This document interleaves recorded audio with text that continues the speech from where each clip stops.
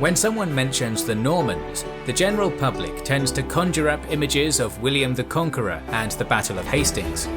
Iconic as that war was, England was not the only place they left their mark. At the turn of the first millennium, in the heart of the Mediterranean, Norman warriors would create one of the most prosperous and culturally diverse realms in medieval European history.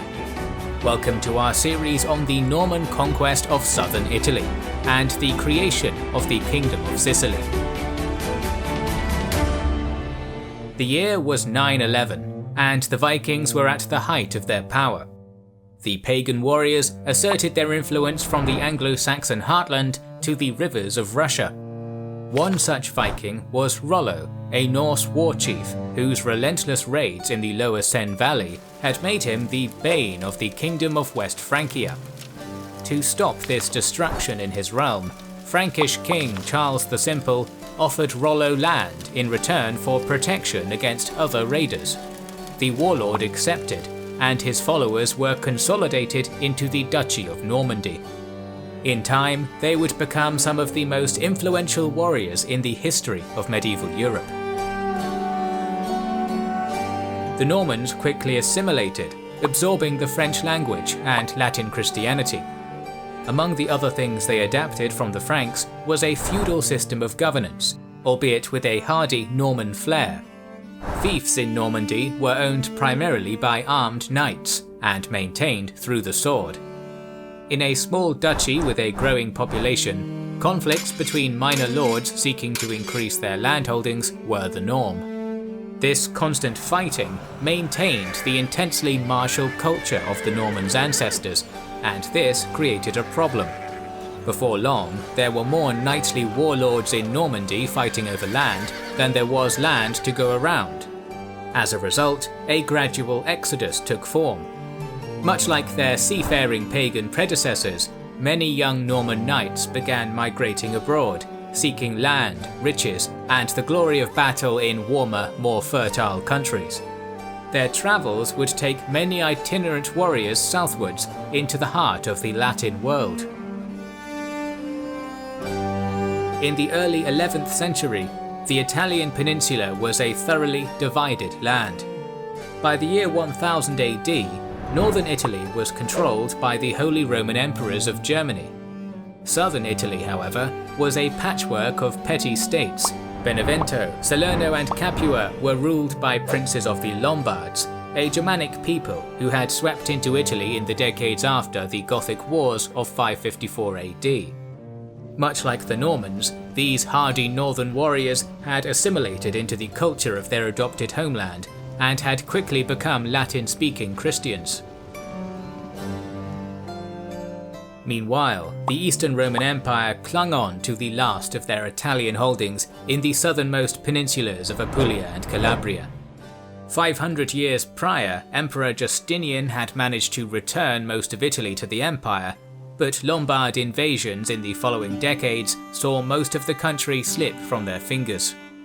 Further south still, the island of Sicily remained fertile and prosperous.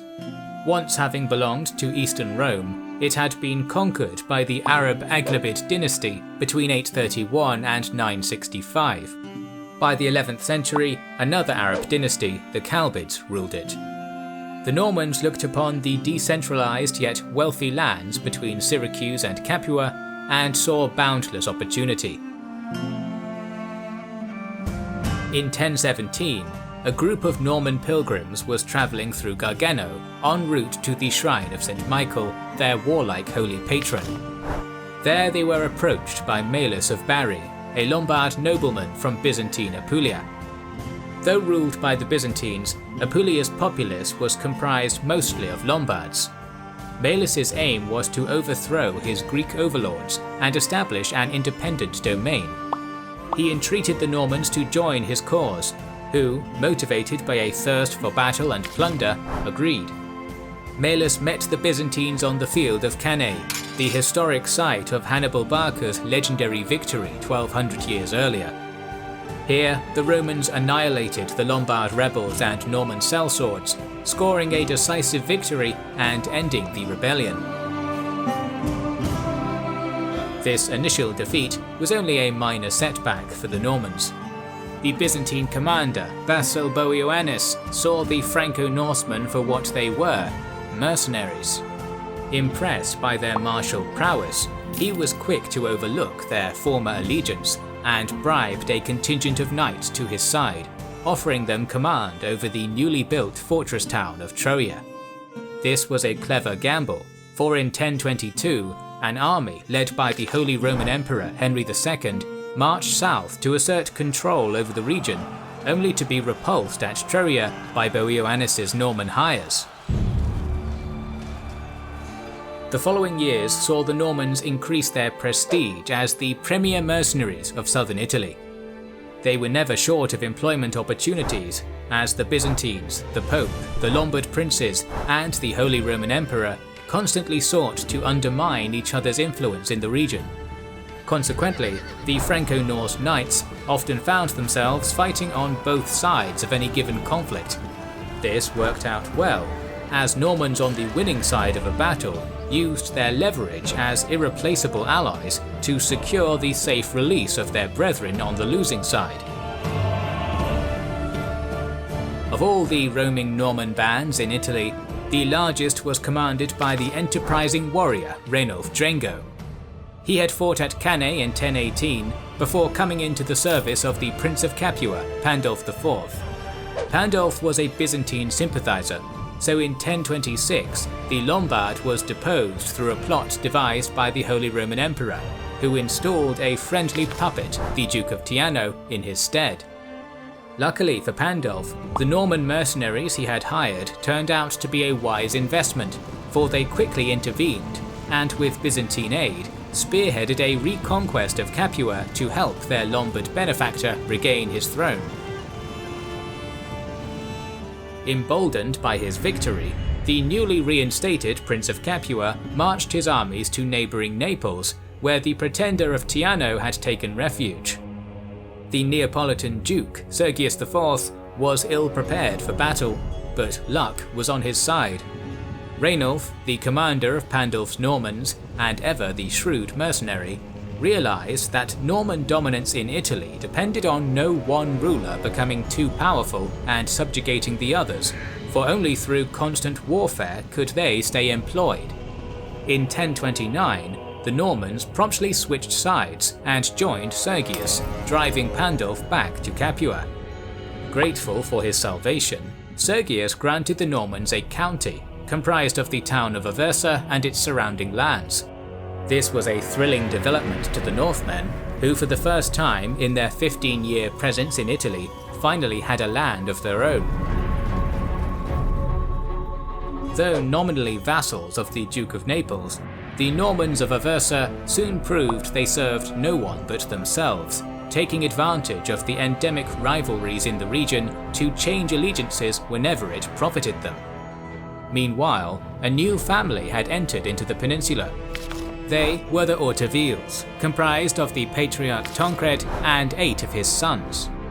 These fighters would soon be regarded among the most influential Normans in Italy. In 1038, the Byzantines launched a military expedition into Muslim Sicily. This ended in disaster, and by 1041, their Lombard subjects had once again taken the opportunity to erupt into rebellion. Naturally, the perennial sellswords rode into Apulia, lances in hand, to fight with their Latin cousins. Led by William Ironarm of the Hautevilles, the Normans defeated 2 Byzantine armies at the battles of Olivento and Montemaggiore.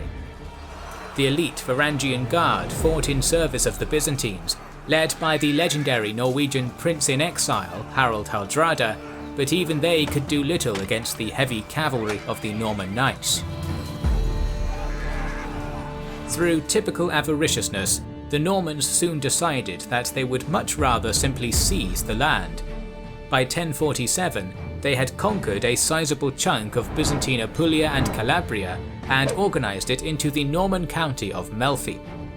Their land gains became legitimized through the recognition of their ally, Prince Guaimar of Salerno, and the Holy Roman Emperor Henry III, 2 parties who were surely happy to see the ever-hated Byzantines humbled.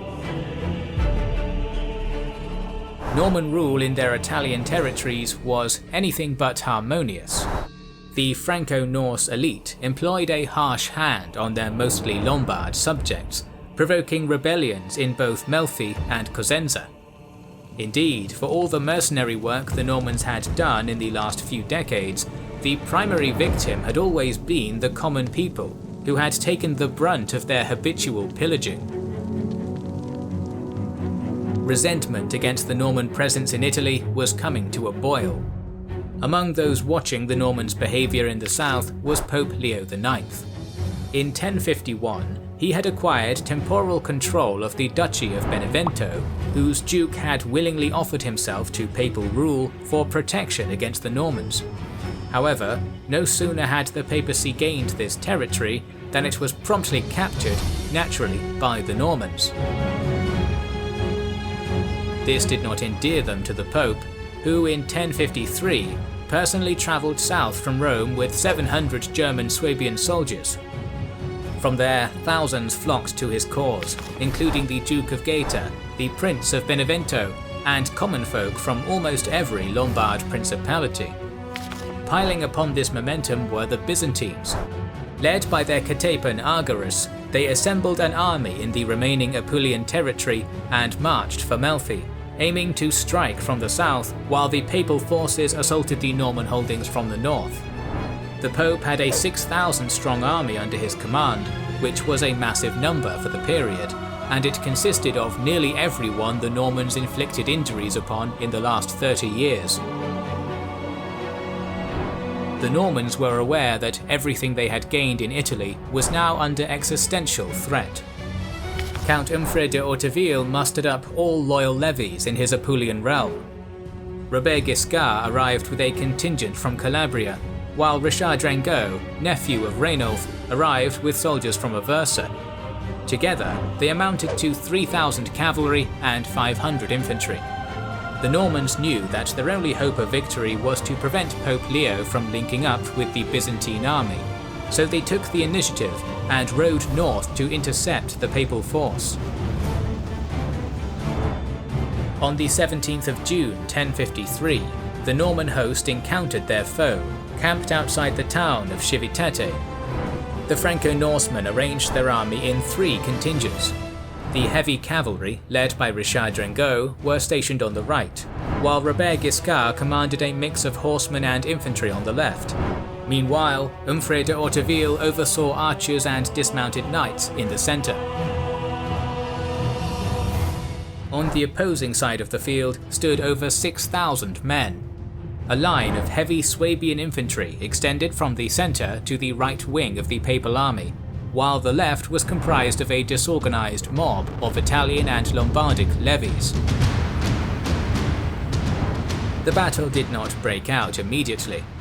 Despite outnumbering the Normans 2-1, the Pope still wished to wait for the arrival of his Eastern Roman allies.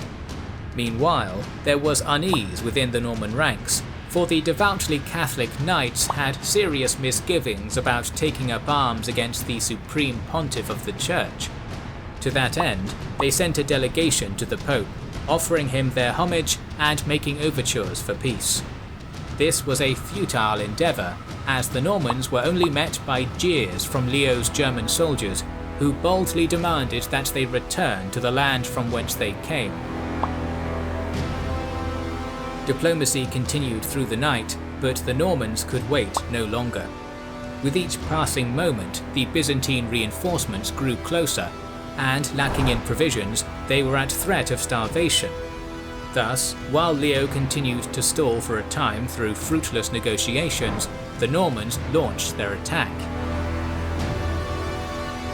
Raynald Gengo was the first to strike. His heavy cavalry barreled down upon the papal left to thundering effect. The disorganized hoi polloi of militias and rebels were simply no match against the impact of a highly trained, fully disciplined Norman cavalry charge. They broke without a fight, and Raynald's knights began cutting down their enemies with ease. Meanwhile, the Swabians had begun trading volleys of arrow fire with the company of Humphrey. Soon the German infantry marched up the hill in the centre of the battlefield. where they engaged the Norman knights in a fierce melee. Unlike their Italian counterparts, the Swabians were able warriors, wielding their two-handed swords with ferocity. For a time, they were able to hold off the Normans. Up until now, Robert Guiscard had kept his men in reserve, but seeing his brother in peril, he promptly rallied his command and charged into battle, engaging the Swabian right. Still, the Germans held their own, and it seemed like the Normans had finally met a foe able to match them in martial prowess. This stalemate was broken when Richard's right flank finally managed to detangle themselves from the disarrayed mass of Italians they'd been slaughtering and joined the fight at the centre. Overwhelmed, the Swabians knew the battle was lost. Rather than surrender, they chose to die fighting to the last man. Following their victory, the Norman host rode up to the walls of Civitate, where the Pope had taken refuge. Some sources claim that Leo surrendered himself to the Normans to prevent further bloodshed, while others assert that the townsfolk of Civitate threw him out on his rear. Either way, the Normans took him hostage and held him captive at Benevento for 9 months. When the Byzantine army heard of the papal defeat, they became thoroughly demoralized and retreated back home. Being good Catholics, the Normans treated the Pope less like a prisoner and more like an honored guest, but this hospitality came at a price. Leo IX was forced to officially recognize the Norman territory in Italy, and promised to never again take up arms against them. The Treaty of Melfi in 1059 ratified the Duchy of Apulia and Calabria as a legal polity, with Robert Guiscard de Hauteville as its duke. In less than 40 short years, the Normans had entered the sun-kissed lands of southern Italy, first as pilgrims, then as mercenaries, and finally as conquerors. Their foothold in this land was secured, and they were here to stay. The next episode will see the ever-ambitious Robert of the House Hauteville turn his attention southwards and bring the might of the Normans upon the Islamic rulers of the Isle of Sicily. So make sure you are subscribed to our channel and have pressed the bell button.